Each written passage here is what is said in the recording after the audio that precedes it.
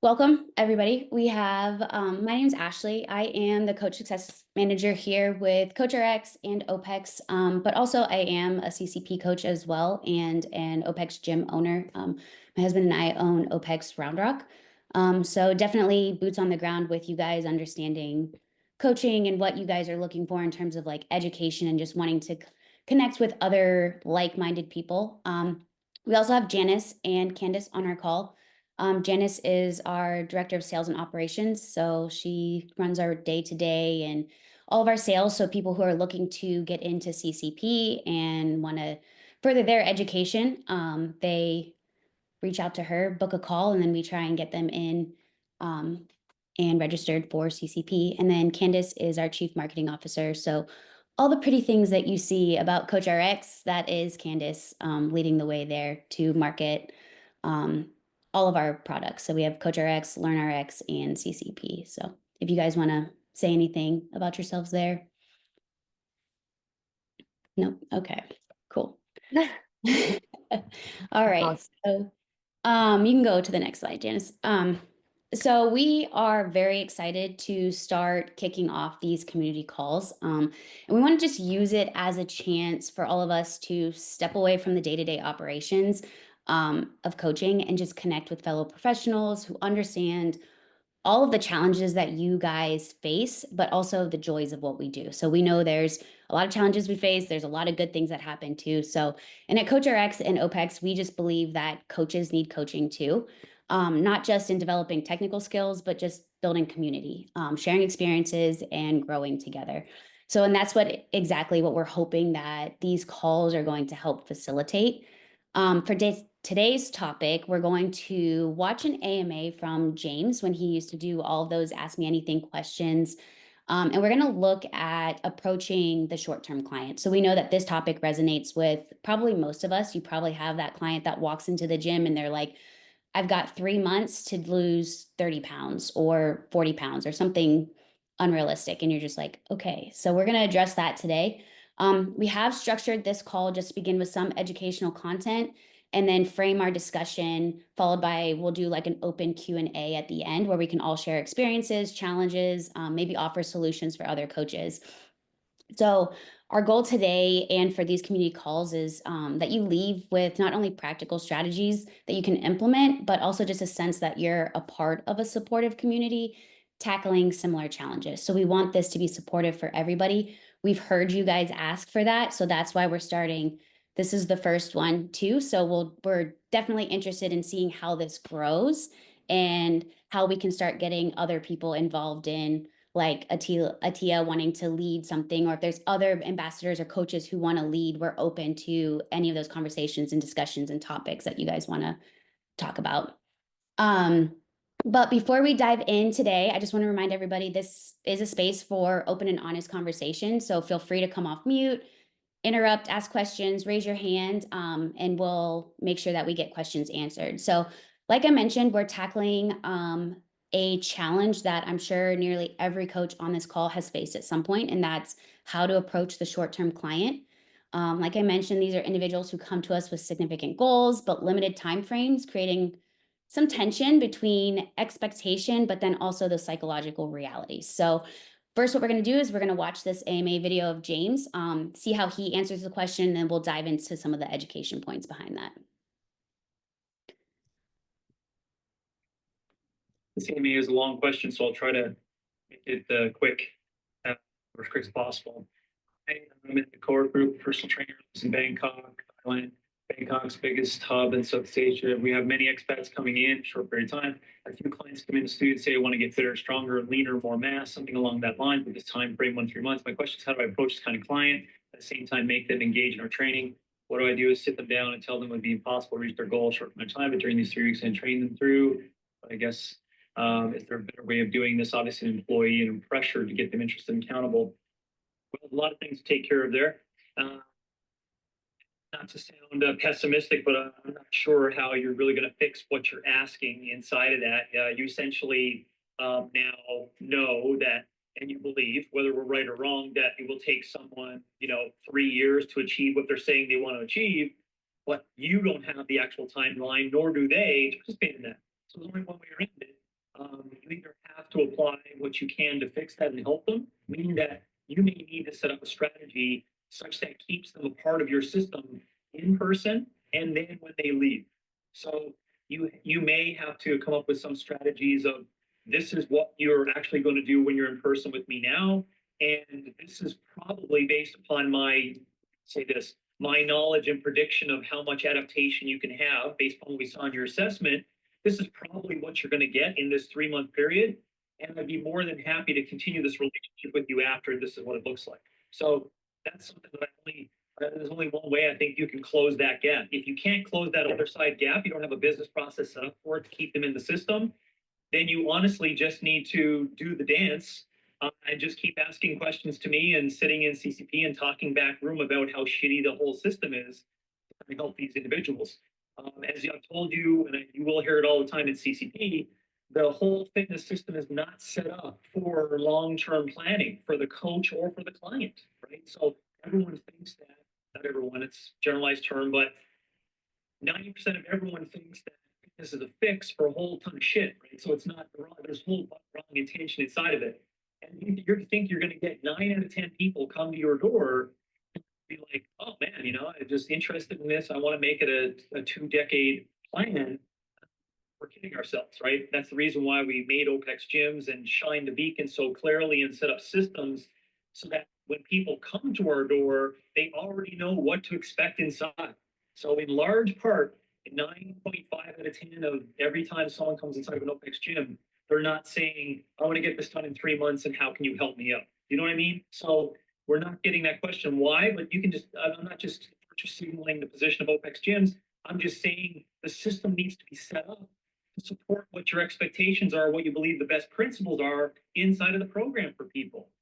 So if you can't do that, like that they need a 5-year plan based on what they want to do, and you only have 3 months, you can only do 3 months. That is what it is.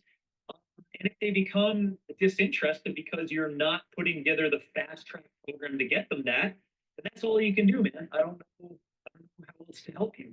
I will definitely not try to support this conversation by giving you some biohack model, fancy amino acids and microdosing and fasting and stopping sleep and uploading yourself to an app that's going to make you work out faster in 1 minute or more powerful in 1 minute. I'm not going to do that because I don't believe in its utility for the coach or the client, right? So I could kick the shit out of someone for 3 months, like you very well could. This is what you could do, John. You could just kick the crap out of people for 3 months, get great results in body composition, maybe or maybe not hurt them, improve their capacity, get them to fit into that dress or look naked on the beach really good, right? But what are you doing? You're actually doing them a disservice because their entire system was not based on a supporting mechanism to help support that for 30 years, right? So that's not sexy, but you may essentially hang on to those clients. And lastly, you're not a bad coach if that's what you decide to do. If your intention is knowing what you have to work with inside your system. I don't believe in that. I don't believe you should do that. But that's really all you can do based on the timelines you had. So what I gave you there was a strategy of extending out the relationship, and then you need to figure out the business structure that's going to help someone for that after the 3 months when they're gone away. And then you can, have all the conversations and the consulting necessary on the front end to really explain to them this is where we're going to go. And then secondly, which I didn't give you the specifics of it, we get this question a lot, like how do I align people from, I call it the reality versus fantasy, right? And assessment always aligns people a whole lot better. And if you don't align them in the assessment, that means your assessment's not good enough. So an assessment based upon in-body and movement analysis and work capacity, like we would choose, will directly align what people need to do. You know why? Because it tells them their ability. It basically says, this is what you can do today. And they're like, what I want to do, pull-ups. So you're like, but you can't do one, So, but I want to do 50, but you can't do one. And this is just what you do over and over for an hour until they go, oh yeah, that's right. So here's the step-by-step approach that I need in order to get there. You're like, yeah, exactly, right? That's going to take this period of time. Even if you're guessing on it, you can create predictive models and say, I know for sure you're certainly not going to get 50 pull-ups in a month. But what we can do is this, right? This is your program. And what I will do is this. I'm going to track how fast you move in this over time so that they can get, attracted to the program and they see that you really actually care about it. And now you're not only got a client who recognizes the long game and you've taken them out of fantasy, you now have maybe a full-time client long-term who really respects the fact that you took them through what they actually can express and you didn't fast track them. And my last point on, which I'll refer back to what I said, is that um, you can't fix that behavioral system. You have to know that marketing is a lot stronger out there than what we can apply as coaches for fitness education. So you just have to recognize that you just may have to turn them down, or basically say, this is what I see in your assessment. This is what you're capable in this period of time, and this is what we're going to have in program, and let's just see how it goes, right? And anytime you try to niggle in some fast track methods inside of that, just know that you're just going to start to dance. And don't judge yourself for that if you have good intentions for the person, but you just have to keep your job.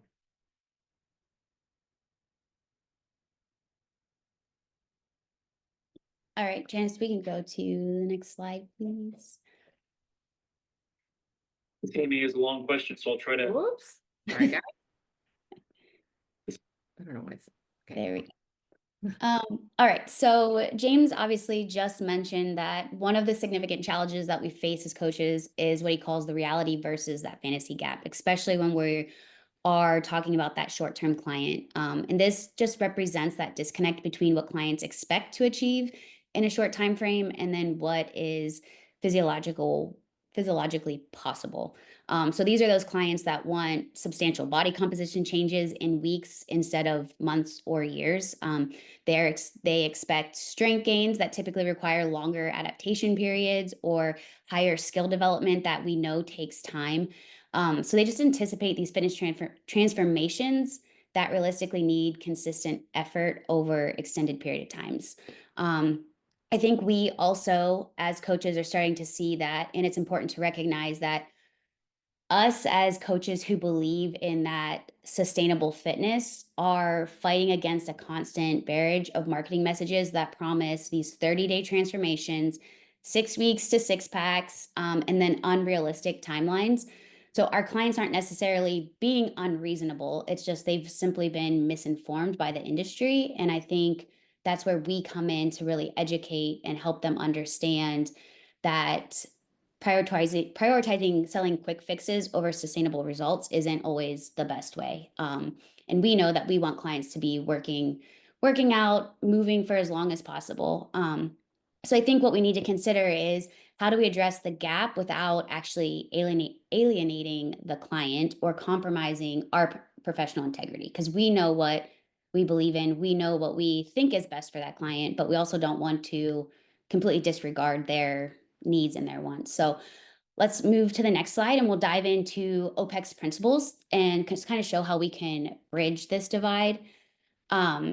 So looking at the OPEX methodology, if you are a CCP coach, we know that OPEX methodology is built on 3 foundational pillars: individualization, sustainability, and then long-term development. So when working with short-term clients, we can't just abandon these principles. We have to figure out how to adapt these to apply them to those clients. So when looking at individualization, OPEX coaches are people who have CCP, and even coaches who don't have this, who are still focusing on individualization. We design programs that are based on individual assessment data, not templates or one-size-fits-all approaches. It's like we really need to consider not just physical capabilities, but also those behavioral patterns, priorities, and lifestyle factors. So OPEX is big on a lifestyle-first approach, understanding what is happening with this client on the other 23 hours of the day. Because if they're coming to you and they want exercise to get them this body composition in 3 weeks, but their nutrition looks like crap, like you're not going to be able to work with them to really reach those goals, just because you're going to have a struggle between them. And then with limited time, we must be even more precise about identifying exact priorities that will create the greatest impact for that specific individual. Looking at sustainability. So when we think of sustainability traditionally, we're looking at in terms of years. Can this person maintain these habits for a lifetime? With short-term clients, we need to reframe sustainability in two ways. So what's sustainable during their time with you and what's sustainable after they leave. So that temptation with short timelines is to increase intensity, usually leads to unsustainable results for those clients. So if we're doing something really fast, we see a quick fix, are they going to be able to sustain that? And then long-term development, we look at these principles. Most odds with short-term clients, but it's actually where we can be the most creative as coaches. So we need to view our time with them as one chapter in their ongoing story, essentially. So not the complete book, especially if you're going to have them for 3 months, you're not going to have them for years and years. So as a coach, our job becomes laying the foundation that can be built upon and then teach them to grow and educate them so that they can try and do this autonomously and create good habits on their own. So whether they're working with you remotely or with another coach, they can still take what they've learned from you and build upon that. And so with that, that means that not only are you prioritizing exercise and lifestyle, but you're also prioritizing education and understanding over quick fixes that won't serve them beyond your time together. So looking at just a few creative short-term scenarios, just so you guys can take some strategies away with you. So kind of look at this as like microphasing. So instead of a 12-week mesocycle, you might design like 2 to 3 mini phases with clear progression markers. So maybe you're doing more accelerated phases with visible like progress points that keep clients engaged. So maybe you're going to do like a 3-week motor control phase into a 3-week strength endurance phase, and then show achievable metrics for success for each of those phases. And then going back into that education, you can go back to the slide. Sorry, Janice. This is still the same slide. Back. There you go. And then looking at the education forward approach, it's just making sure that every training session with them is an educational opportunity as well. So explicitly teaching them the why behind the exercise selection. I know I'm preaching to the choir by saying this because this is exactly what we've been taught in CCP and how to do it. But now with these short-term clients, it just becomes even more important to do that, to really make sure they're understanding the why behind exercise selection, tempo, programming choices, things like that. We know that this just empowers clients to continue their progress independently after your in-person session ends. And then looking at transition to program design, just typically we're looking at that big picture, and now it's just we have to gradually reduce that complexity while increasing autonomy. And as that end date approaches, and then the final weeks of like your time with them are going to include practice with tools and methods that they'll use after departing. And we'll get into things like technology to use and things like that. So now we can go to the next slide, Janice. Thank you. So we know that assessment is going to be the biggest tool for you, especially to bridge these expectation gaps.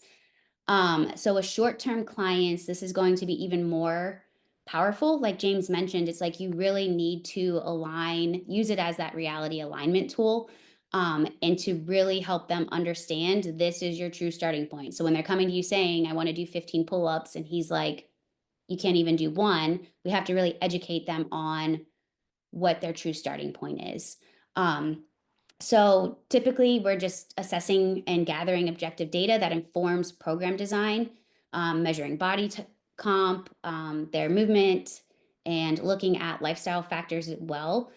So just know that this is still important for short-term clients, especially if you're really trying to bring them on as a long-term client or help them understand that maybe some of their goals are a little unrealistic. And that is a hard conversation to have with clients sometimes.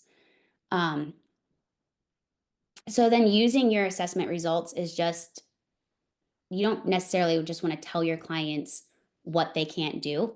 You really want to have them understand this is your true starting point. So based on going over that assessment with them, you can kind of ask questions like, okay, based on what we've measured in this assessment, what do you think is a realistic focus for our time together, and start to turn that conversation back on them to see if they start to realize that maybe this time frame and this expectation isn't really going to work for this time frame. And so then that just shifts that conversation of you telling them, no, you can't do this, and them kind of recognizing their own starting point. And then from there, start setting micro goals and using the assessment data to help them still achieve goals within that time frame, even if it's not their ultimate goal, because there's a pretty good chance they might not reach that ultimate goal in the time frame that you do have. So just quick discussion question. Anybody here who has worked with short-term clients, are there any assessment components that you found most effective in helping short-term clients, especially like understanding their starting point or a realistic progression?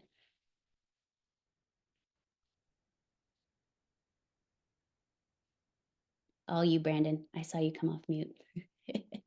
I was gonna wait, see if anyone else wanted to chime in. I guess I work with, in Mazar, I don't know if you still do this right now too. I work with short-term clients all the time. As a matter of fact, it's typically a 4-week trial. So there's always some form of managing expectations, short and long term, and then I guess understanding that conversion process. But let's see, which question was this on? The assessment strategies? Yeah, just are there any like components of the assessment that you have found more effective than others, just helping them understand their starting point or a realistic Yeah. action for that short time period? Yeah, I think in the short term, assessing both what you need to see, maybe not what you want to see. I don't think all clients are keen on doing 4 weeks of assessment in their first 4-week trial, right? But also, I think the through lines here are understanding the client and communicating with them and understanding what they want to see changed and maybe how they would like to see it changed. And then maybe assessing that thing specifically, even if it exists outside of your typical assessment thing, whether it's like pants that fit or, going up or something to that effect. Yeah, so that's something that I found effective in short terms. Like, I'm listening to you. This matters to you, rather than spending 4 weeks trying to tie in these like abstract things that I know what they're for. Do that, but also gather things that they really care about, and then manage, of course, expectations and like what I think they're going to get out of that. I don't know if that answered your question, but yeah. Yeah, no, I did. And I think it'll lead like into our next topic of discussion, which is like transparent communication as well. It's like you're having that conversation with your client. Um, and so it's like once we've established this objective foundation through assessment, now we need to build on it with that communication piece. So did anybody else have any before we move on to the next? Does anyone else have any other examples or anything? Yeah, I was gonna go. Go for it. Yeah, for me, it's mostly the, how do you say, the body composition. Like Brandon said, the 4-week trial, people want that quick challenge, quick fix. And what helps a lot is the body composition, the in body. And that's where, you can see clearly, okay, you need to lose, 20 pounds of fat in 4 weeks, unless, I've got an arm and a leg. It's not going to happen. Through humor, through like connecting actually where they're at and what does it actually uh, need in order to lose that weight. It's actually nutrition, it's actually lifestyle, it's actually consistency.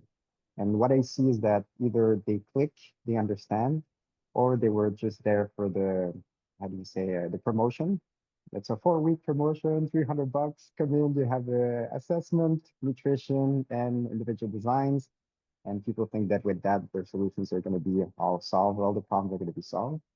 And once we have these open conversations, that's where they realize that, okay, it's not just going to be 1 month. They try for 1 month, they start seeing results, or they actually gave up because they're so far, you know, into the unhealthy state that we just give up. That's the sad truth, and we can't help everybody. Yeah, That's it. thank you. Hey, Oh.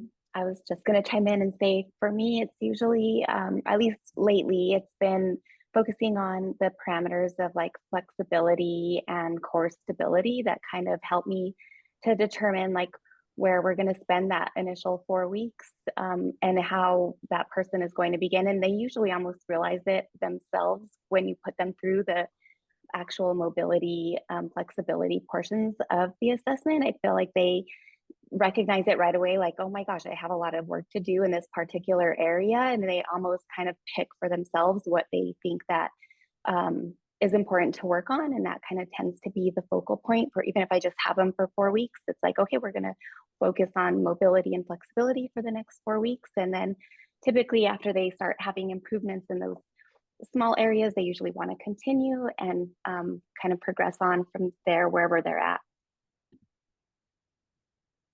Awesome. I would actually just put in, because I think that applies well for Brandon's case, but also for Monica, that I believe the most important thing, that whatever is the most useful assessment tool, it will, in this case, depend on how you can bridge the gap in reality and expectation. And that was so many, you need to see what is the service that sits down the road. Meaning that whatever Brandon can use effectively, it will depend on what is the service after the 4 weeks trial. And so, and I'm saying this because I think James addressed very good points, but the original question talked about people coming to Bangkok as expats, you know, like they are not necessarily not believing in the long-term process, they just don't have that time to stay there physically. And I think even in a OPEX gym case, it can, even the setting can put unrealistic expectations, because we all know that OPEX is lifestyle heavy, but I came to the gym to you. So I have an expectation that's happening in the physical place, while lifestyle is happening somewhere else. So, and the tool we had, and I think that worked really well for me, but it requires a more mature client, was actually an assessment on understanding their own life, which is a very base questionnaire, but it was how do they look at time, money, relationships, their own health and their purpose. Because end of the day, if you want to change body composition, you know, eat less and work out more. So the question is, why is this person not doing it and expecting it happening in 3 months? And using questionnaires had helped us really well to have this aha moment for people that, oh, actually the thing I came in with is limited somewhere else in my life where I don't have time because of my job or my family, or, you know, you can name it. But so for me, I never really liked the other examples, like what Mizar said. I never liked using InBody with these people, because I think that I'm fighting emotions with science, which never works short term. But at the same, I did not like, but I have seen it being useful, because many people, they just fall for it at the start because that's what they are ready for. But my assessment tool was something that's not in the OPEX toolkit, and that's more like, let's assess the whole person and what's in their head, why they are so disconnected from reality.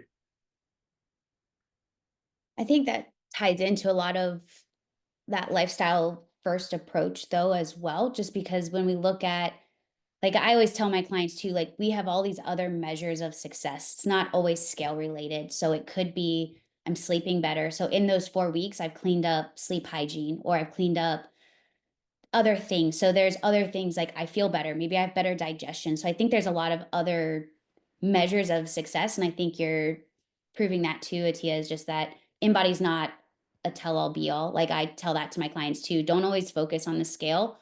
Do your clothes fit better? Do you feel better? Can you go up the stairs without breathing so heavy or having to stop at the 2nd floor before you get to your 3rd floor apartment? So I feel like there's a lot of things that we can measure that aren't always body comp or what they're looking for too. Like we can promote those other pieces of success as well.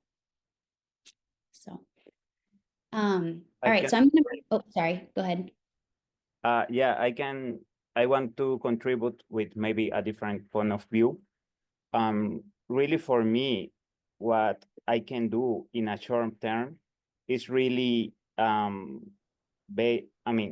we can guarantee results on a short term, but for sure we can guarantee a great experience, build trust, provide some education, and at the end of that short time of of of relationship, at the end of that, we can build the trust to the client. We for sure like pick one specific metric that is doable on that specific amount of times, maybe 4 weeks or 8 weeks or whatever. And we only have that time to build trust, to show a great relationship, a great service, and buy the trust for the client to go for more time. This is what I really apply with all these cases, because a lot of times in my experience, I surprised because I start to working with a client that I have in my mind that will be a short relationship, and it turns on a 2 years coaching relationship after that great first 8 or 12 week of coaching. So it is like a almost in that short time build time to show the value of the long-term relationship. Thank you. All right, so I'm gonna move into the next piece of just communication. So our next slide is talking about transparent communication. So we know that even not with short-term clients, even long-term clients, the foundation of successful coach and client relationship is transparent communication. So this means being honest about what can realistically be accomplished without undermining client motivation or engagement, because you don't want to just shut down completely their goals, because then they're going to become unmotivated. They might just back off completely. And then obviously it's like like Ronell was saying, it's like you really want to show them that good experience right from the start. And that starts with communication, building that relationship with them. And I know that I have felt this too, and maybe you guys have as well, but it's often perceived like there's often this perceived tension between being completely honest about timeline limitations, but then also keeping your clients motivated, because you don't want to tell them that their goals are completely unrealistic, and they don't want to hear that it's going to take a long time, because especially like we were talking about marketing, it's like we're seeing all these quick fixes and these fads. So it's really hard to have that conversation without just like completely shutting the client down. So like James was mentioning, it's like, don't want to tell them what they can't achieve, but just reframe what success looks like in their available time frame. So this just shifts that conversation from limitations to opportunities. And this is, hey, here's what we can accomplish together in this short amount of time, and then start focusing on those priorities from that assessment.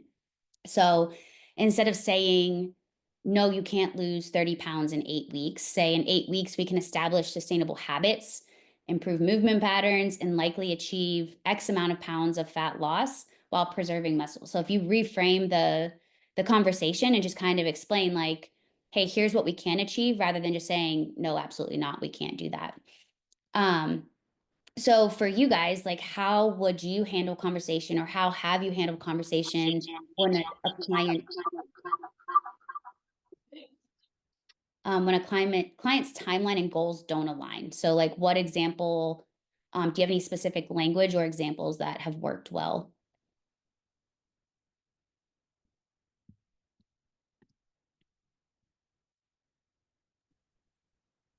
I have a client who was at the time going through like digestive problems. She had had some colon issues and was having really to scale back on her fitness and her even just nutrition altogether. And she still had this goal in mind of completing her first half marathon. No, not her first one. It was, she wanted to do another one.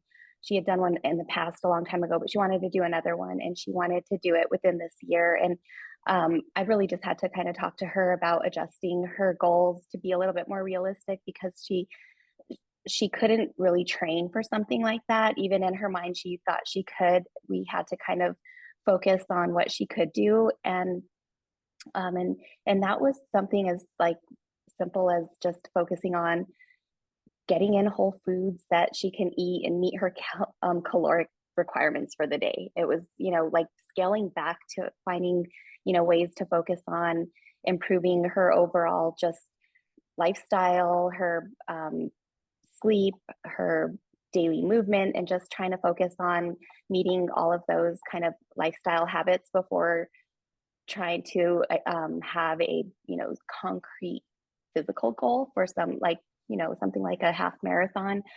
So we scaled back and adjusted it to be more like focus on, in addition to the lifestyle, but something a little bit more manageable, maybe a 5K, something she could work on within the year, even if it was just like not necessarily all at once, but a cumulative thing that she could do over time.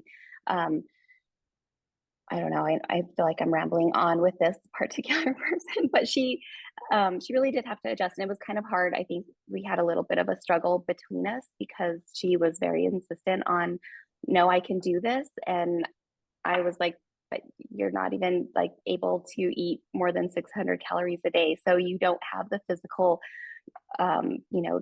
ability to meet that right now, like to be able to achieve that goal. And she eventually became understanding about it and kind of, withdrew a little bit of that high expectation to a little bit more of like a realistic expectation of what she could do. And knowing that she needed to focus on nutrition and lifestyle was kind of the most important thing.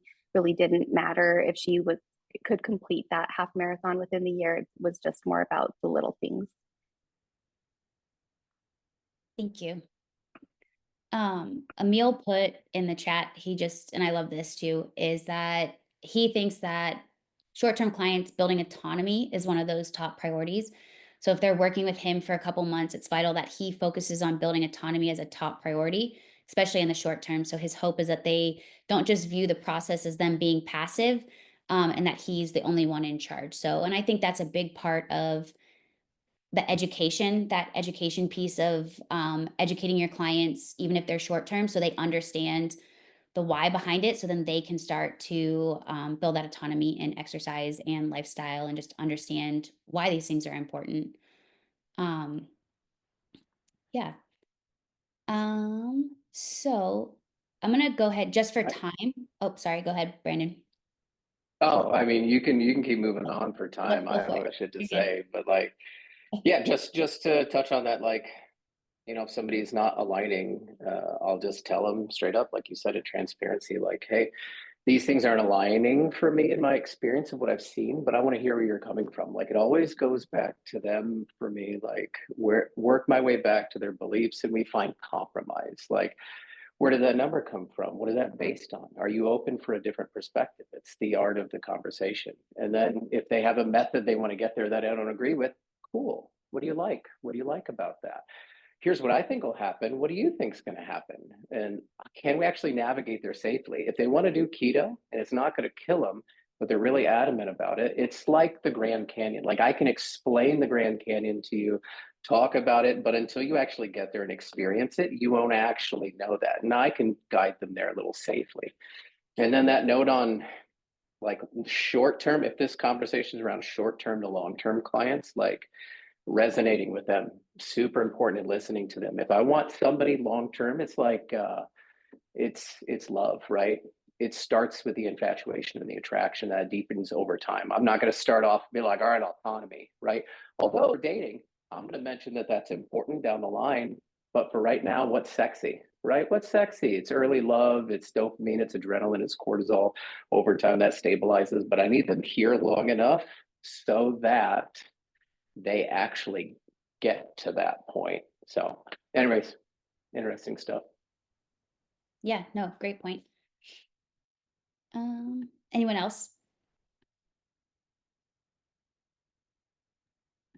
I was going to say, sometimes clients are actually not ready. They don't want to hear the truth. And I mean, I used to kind of go like, let's make a compromise. But at the same time, if we're not the ones that are going to tell them the truth, who will? Otherwise, they're always running around in the same race rat, and you know, maybe they're going to go to the neighbor and try the same thing they've done again, and they realize that it's not working, and they're going to come back and they're going to give it an actual shot because they're actually lost and they're not getting the results that they want to. But if we're always trying to be like, oh no, that's okay, and accommodate them so that they kind of have okay results as opposed to be upfront. And I mean, for me, that's been a good awakening, as in my goal is to assist you and I want for you to succeed. Maybe you're just not ready, or I'm not using the right words that, resonate with you at the moment. But in 4 weeks, it's, let's talk about the vegetarian that wants to gain weight, but it's not eating enough protein. And, that's a deep rabbit hole to go into the ethics of it, of like, okay, maybe saving the planet, but also, the biodiversity or the way the body assimilates it. And, for me, it's been the InBody that has helped me, as in let's do one InBody at the beginning, after 2 weeks, and at the end, I give you the knowledge, the know-how, the scientific approach, and people are grown-ups and they make their own conscious decisions. So that's it. Yeah, that kind of reminds me of, I think Scott it was like around the new year, how everybody's like New Year's resolutions. And I feel like Scott made a social media post that was like very much hard truth of like, we can have this conversation now. And if you're not ready, I'll see you next year at this time. Like the same, because it's just the same repeating pattern. You're not ready to have the conversation. So yeah, it's just sometimes hard truth, and you can give hard truth with love at the same time. But yeah, thank you, Muzar.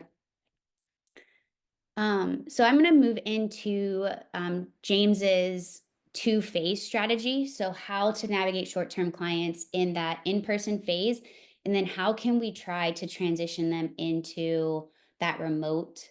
If they're not going to stay with you, how can we start to maybe transition them into remote clients? So Janice, if you can go to the next slide, please. So this is an effective approach, is so rather than viewing their departure as like an end of coaching relationship, try and design like the seamless transition from in-person coaching to maybe a remote continuation. So maybe even if it's not in person with you, or a short-term client with unrealistic expectations, maybe you have short-term clients who come to you who are students and they only have a short period of time. Or I know we have ambassadors that, and I can't think of his name at the top of my head, who he did Coaches Congress. Candace, they live in Italy. Yeah, Henrik, and they live in Italy, and I know they only see tourists. So that's a really hard thing to do, is like you only see these people for a short amount of time. How do you continue this?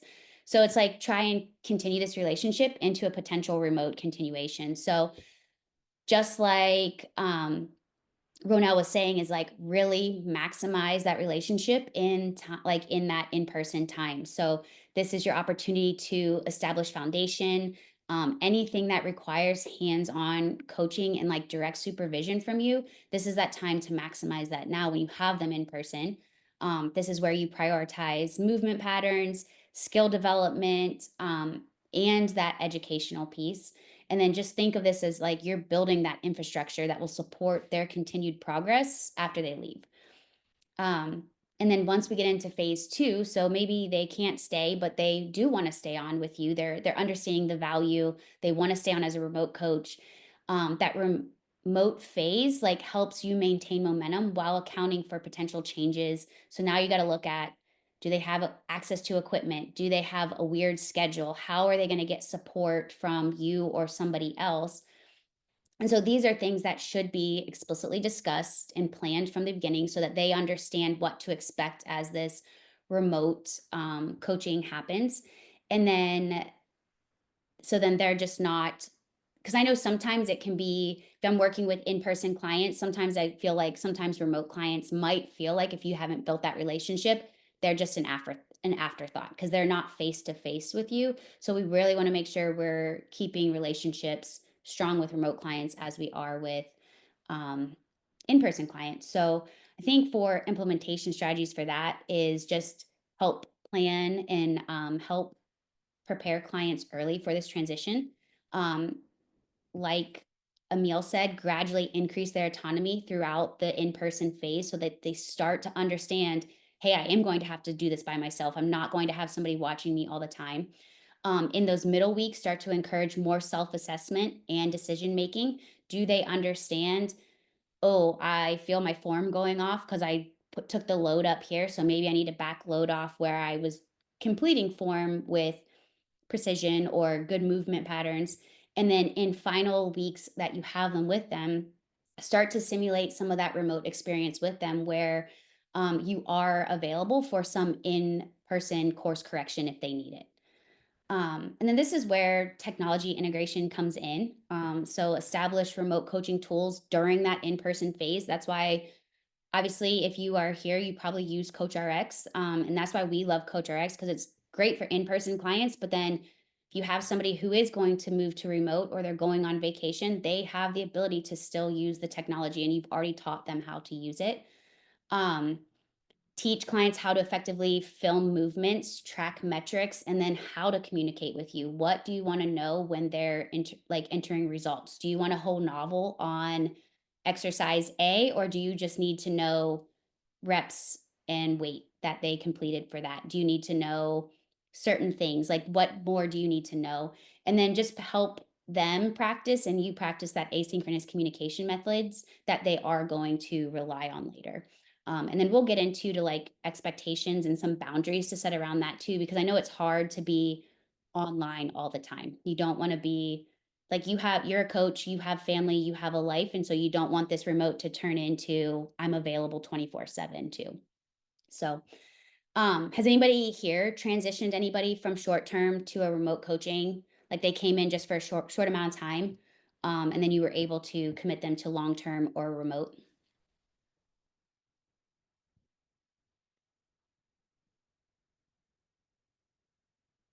With your college kids, yeah.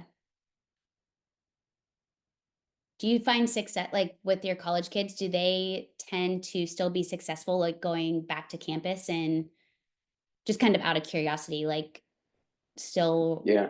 yeah. Yeah, there's a lot of different iterations, right? There's college gone for a clip and then back to college where they're here. And then there's college going into the real world. Like that's a different transition. So I find success, it just looks a little different in both of them because the other one, you know, they're coming back. It feels short term. And that almost primes them through their evolution of when they are heading out on their own. Like, hey, you're going to have a new job, new responsibilities, new bills. Like it's almost, it's a little bit different in terms of mentorship of what they can expect. I think they've always found a lot of value in that stuff and helping them navigate new gyms and play with that stuff. So, and often they'll stay with me for a while and then they'll pop off. They'll try some things locally and then usually come back too. So. Awesome.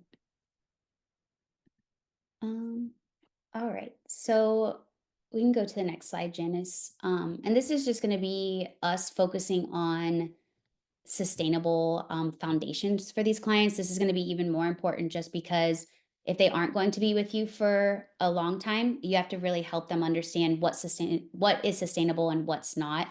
Because we often see that people who have that initial like quick results, and like we see this a lot in our novice athletes where they have big results all the time, and then we have clients who have a higher training age and their results come a lot slower.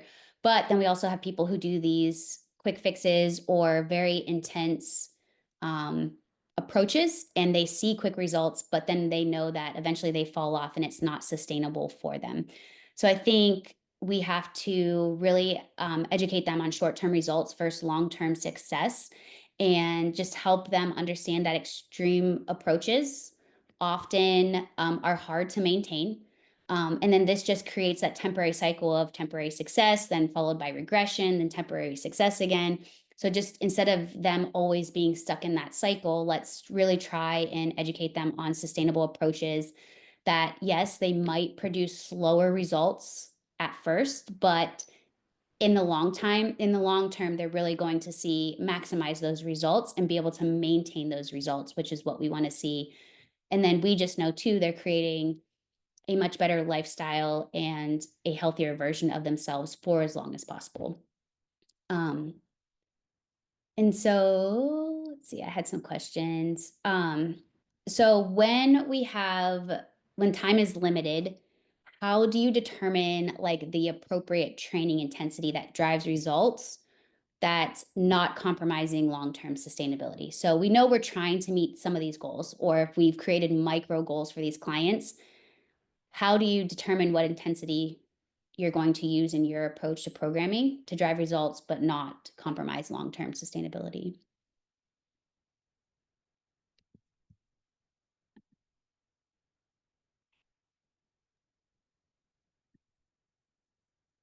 I'll jam on if you guys want to keep talking. I'm sure you guys got all kinds of thoughts, but yeah, time's limited. You have a short amount of time. The training intensity drives results without compromising long-term sustainability. Yeah, it's just balancing client resources with time and money and cognitive resources and all that stuff with the expectations that they have and the things that they like and dislike. And again, I keep going back to this, like resonating at the early stage. I think it's super important. And like the creating an on-ramp or an off-ramp. I like that from your last thing that you talked about, Ashley, the creation of like some kind of transitional phase. I'll do that. I don't mind calling it what it is. If it's fast tracking and we want to do it and you are just adamant about it and we want to find some compromise between that, I'll do that, but we're going to call it what it is. I'm not going to call it like a sustainable thing, but I'll say, okay, here's what we can really do to get after it, but we both agree that this will be unsustainable. So here's how we'll notice what unsustainability looks like. Here's how we will communicate it when we see that unsustainability. And here is what we're going to do when you communicate it. So they understand like where that sits and then how we can transition it. And I think that provides a little bit of a balance between like, I would say playing the game, the dance. James says don't dance. I disagree. I think you have to learn to dance a little, especially in today's marketing's the same thing. I mean, with Candace, like, what are you going to do? Just not say things in the way people want to hear them to get them in the door, right? So that's my thought on that. Yeah, I agree. I agree with Brandon on that. And to add to that, I would say that it all has to do with that assessment. If you've got a new client that's coming in short-term wise, but he's literally kicked the shit out of himself for 2 years, kick the shit out of him periodically. You know what I mean? Give him a little taste of that. But then those conversations that Brandon said, that's where it becomes important. If you got somebody that has never hit anything unsustainable, we know that's a terrible idea. But if someone's used to that, let's say a jiu-jitsu guy or MMA guy or even football players, and gals, excuse me, I don't mean to sound sexist there, but yeah, sprinkle in some shitty stuff to them periodically and have those conversations. Great point, Brandon. Thank you. Yeah, I'm going to add to that. We're just going to keep talking, let this thing run on, right? But like, if someone comes to me and I know that they should be snatching, right? Like, it's just like, you are not prepared to snatch. But I know if I shut them down and go on a big tirade about like how they shouldn't be snatching, they're going to go down the road. They're going to go to somebody who's going to beat them up.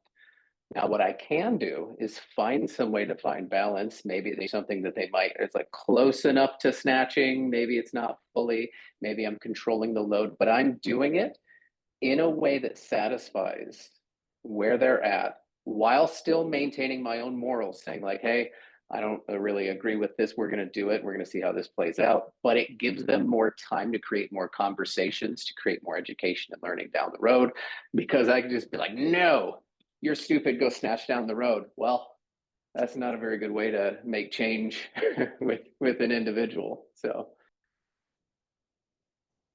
Awesome. Thank you. And that kind of leads into our next slide. So thank you, Brandon, for balancing business reality with like your coaching ethics as well. So it's like, we address the elephant in the room. Many of us work in environments where businesses exist or business pressure exists. So it's like we have to face quotas, retention targets, financial things. Like some of us aren't, maybe taking on short-term clients isn't a part of who you coach, because we all know we kind of have those clients that we like to coach. And maybe you're able to say, I'm not a coach who coaches short-term clients, but then you have people who aren't in a position to turn clients away because as a business, you still need to meet your financial quota or things like that. So it's like, how do we find this balance without compromising your professional standards as well? So how can we keep clients engaged, but also keep your integrity? And that's going to be a challenge.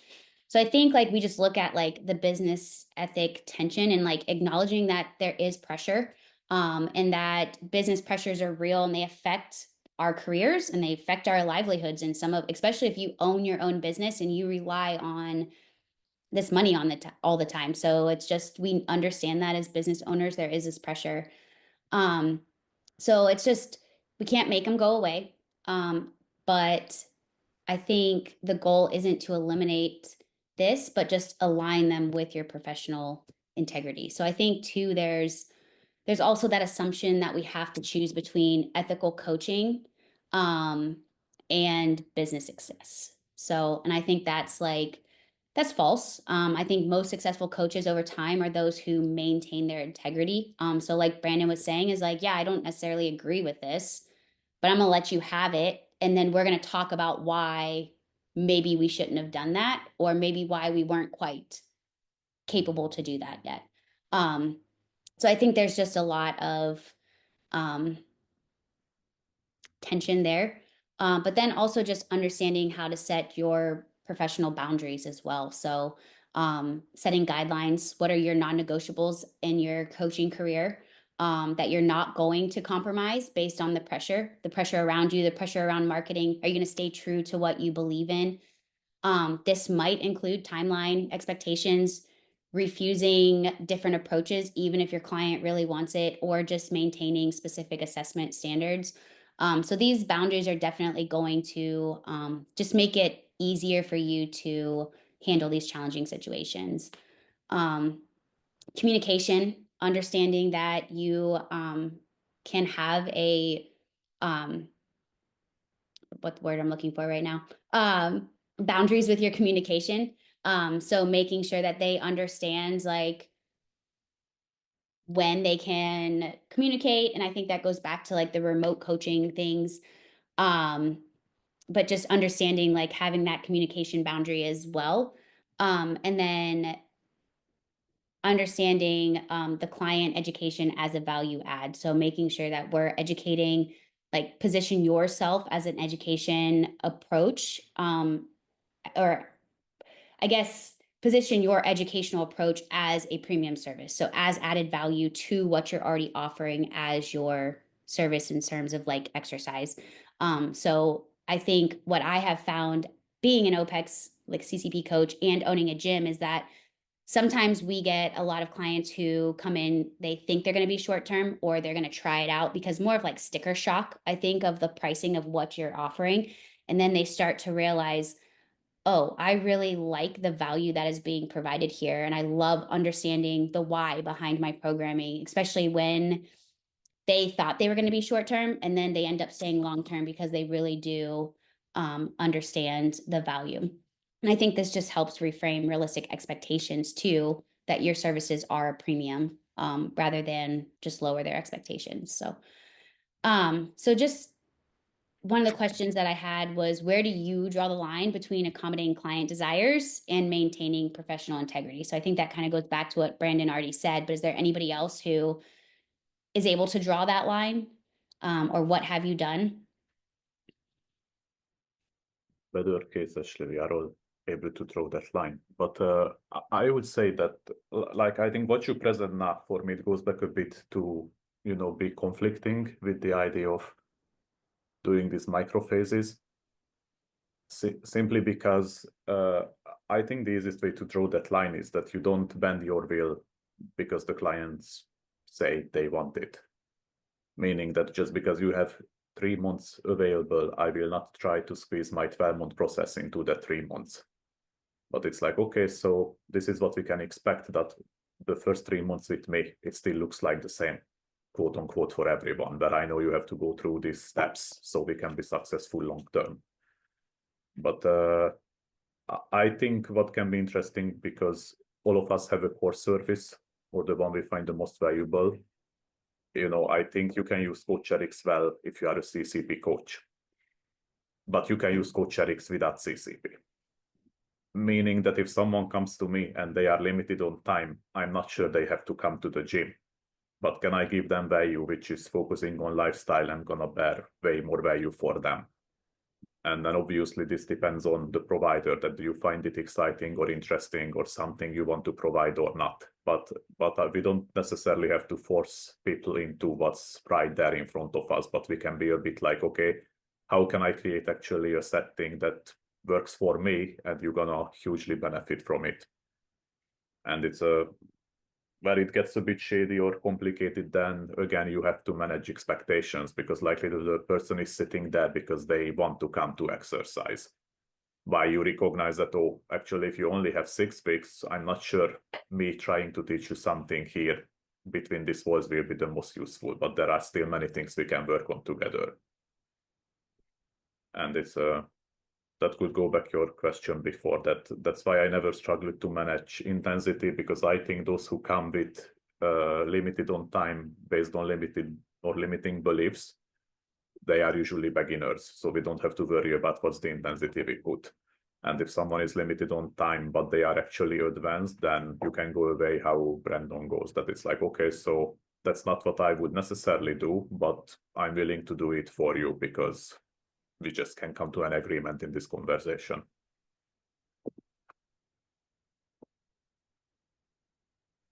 And I would add to that, you know, yes, we need to dance. Yes, we need to understand where the person is starting from, where they want to go. And at the same time, it's important that the client realize that, again, they're stuck in their patterns. So maybe it's the starvation and cardio and all of that. And they need to realize that to achieve something different, they need to do something different. So they need to be uncomfortable with this new change. And it's a phase that they need to understand. So for short term, you know, this is where I'm completely transparent with them that in 4 weeks, it's just a start to bring awareness, you know, and if they're okay with that, you know, that's where the process begins. And, you know, it's like any other habit. You know, if I ask them to start eating breakfast, lunch, and dinner, and they haven't done that for the past 5, 10 years, it's normal that they're not going to be hungry in the morning. And that's usually the conversation that we have, like, oh, well, I'm not hungry. Yeah, but how many years you have not eaten breakfast? And we just start there, and then after that we'll deal with macros and more protein or less protein, and just realizing that in order to have something different they need to be uncomfortable, and that's where the conversation begins, or the whole journey begins. That's it. Awesome. Thank you. I am going to open it up just for a few, like any Q&A questions anybody has. I am going to, in the chat, drop a new link. So we're just going to go ahead and set a recurring link for, these will be the first Thursday of every month. So this will allow you to register once, and then all of these will be on your calendar instead of having to register each month. So I will drop that link in the chat, and then we hope you guys found this beneficial. Thank you for bearing with us in our technical difficulties at the beginning. I'll blame myself, not Janice. And smile pretty so Janice can take a few pictures while we're all here. And yeah, thank you guys so much. This was awesome. Really good conversation. Thank you for participating. Let's continue on in the Slack if you want to join there, and then ambassadors in the ambassador chat as well. But we just, yeah, appreciate you guys. Thank you so much. And if anyone has anything they want to share to close us out, feel free. And if anyone, I know we've been asking, like if anybody has, I know we've had some requests about specific topics. I know there was one about like menopause and perimenopause. I don't know if Melissa and I know Haley, that might be something that you guys want to present on at some point.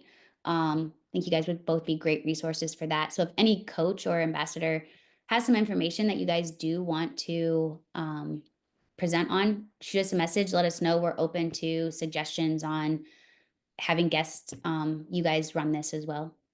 So, but yeah. Thank you guys, and we will see you guys next time. Thanks, guys. Everyone have a great day or evening.